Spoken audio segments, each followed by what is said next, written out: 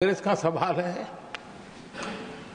उनसे सबका साथ सबका विकास इसके लिए कोई अपेक्षा करना मैं समझता हूं कि बहुत बड़ी गलती हो जाएगी।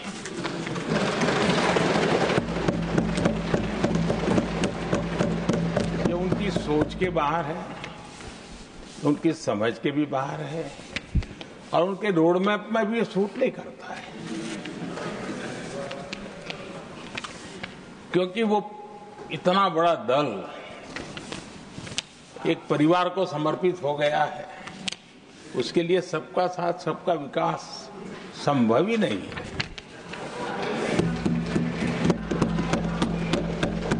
आदरणीय सभापति जी, कांग्रेस ने राजनीति का एक ऐसा मॉडल तैयार किया था जिसमें झूठ, फरेब, भ्रष्टाचार, परिवारवाद, तुष्टीकरण सबका गालमेल था। जहां सबका गालमेल हो वहां सबका साथ हो ही नहीं सकता।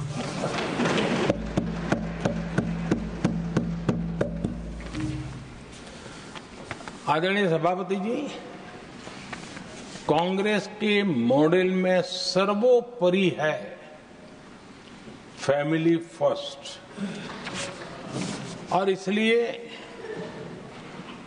उनकी नीति, रीति, उनकी वाणी, उनका वर्तन उस एक चीज को संभालने में ही खपता रहा है।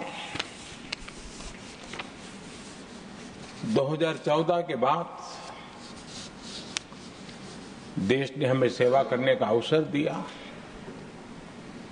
और मैं उस देश की जनता का आभारी हूं कि हमें तीसरी बार लगातार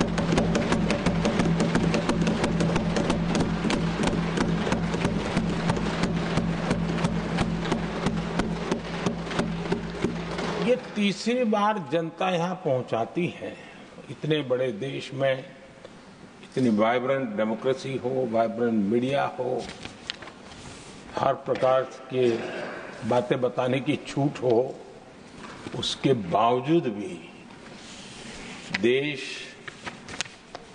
दूसरी बार, तीसरी बार हमें सेवा करने का मॉडल बनाती है। इसका कारण देश की जनता ने हमारे विकास के मॉडल को परखा है, समझा है और समर्थन दिया है।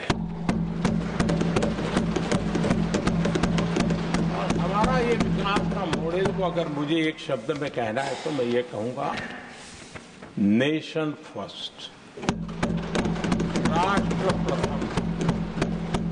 इसी एक उम्दा भावना और समर्पित भाव से हमने लगातार अपनी नीतियों में, अपने कार्यक्रमों में, हमारे वाणी में, वर्तन में इसी एक बात को मानदंड मान करके देश की सेवा करने का प्रयास किया है। और आदरणीय सभापति जी, मैं बड़े गर्व के साथ भी कहता हूं, बड़े संतोष के साथ कहता हूं कि एक लंबे अरसे तक, 5-6 दशक तक देश के सामने अल्टरनेट मॉडल क्या हो, तराजू पर तोलने का कोई अवसर ही नहीं मिला था। लंबे अरसे के बाद, 2014 के बाद देश को एक अल्टरनेट मॉडल क्या हो सकता है, अल्टरनेट कार्यशैली क्या हो सकती है, प्रायोरिटीज क्या हो सकती है, इसका एक नया मॉडल देखने को मिला है। और ये नया मॉडल तुष्टीकरण नहीं, संतुष्टीकरण पर भरोसा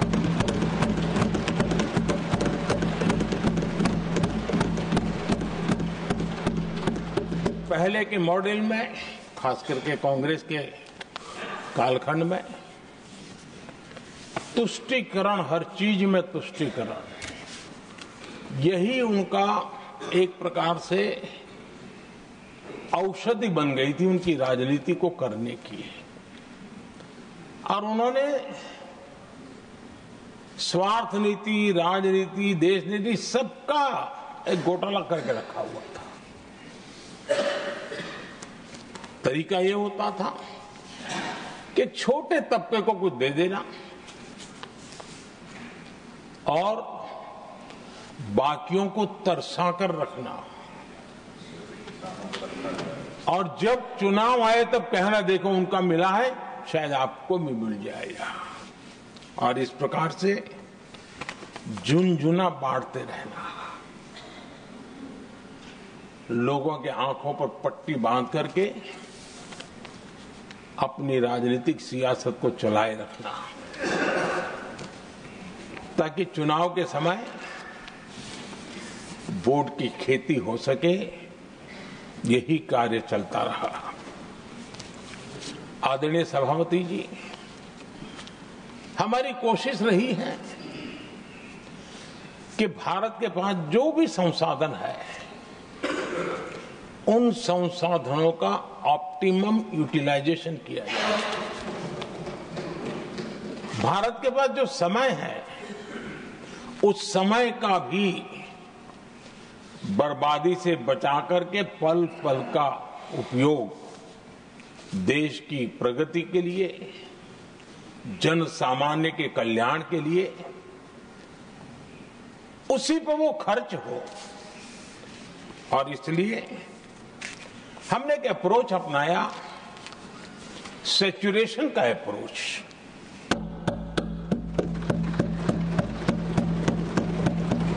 पैर उतने ही लंबे करने जितनी चद्दर हो, लेकिन जो योजना बने, जिनके लिए वो योजना बने, उनको वो 100% उसका बेनिफिट होना चाहिए। किसी को दिया, किसी को नहीं दिया, किसी को लटका करके रखा और उसको हमेशा प्रताड़ित करते रखना और उसको निराशा की गर्त में धकेल देना, उन सिचुएशन से हमने बाहर आकर के सैचुरेशन अप्रोच की ओर हमारे काम को आगे बढ़ाया है। बीते दशक में हमने हर स्तर पर सबका साथ, सबका विकास की भावना को जमीन पर उतारा है, और वो आज देश में जिस प्रकार से बदलाव नजर आ रहा है, फल के रूप में हम अनुभव करने लगे हैं। हमारे गवर्नेंस का भी मूल मंत्र यही रहा है, सबका साथ, सबका विकास। हमारी ही सरकार ने SC, ST एक्ट को मजबूत बनाकर दलित और आदिवासी समाज के सम्मान और उनके सुरक्षा के संबंध में अपनी प्रतिबद्धता भी दिखाई और हमने उसको बढ़ाया।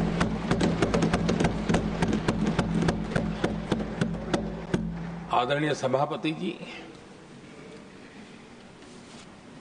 आज जातिवाद का जहर फैलाने के लिए भरपूर प्रयास हो रहा है, लेकिन 3 दशक तक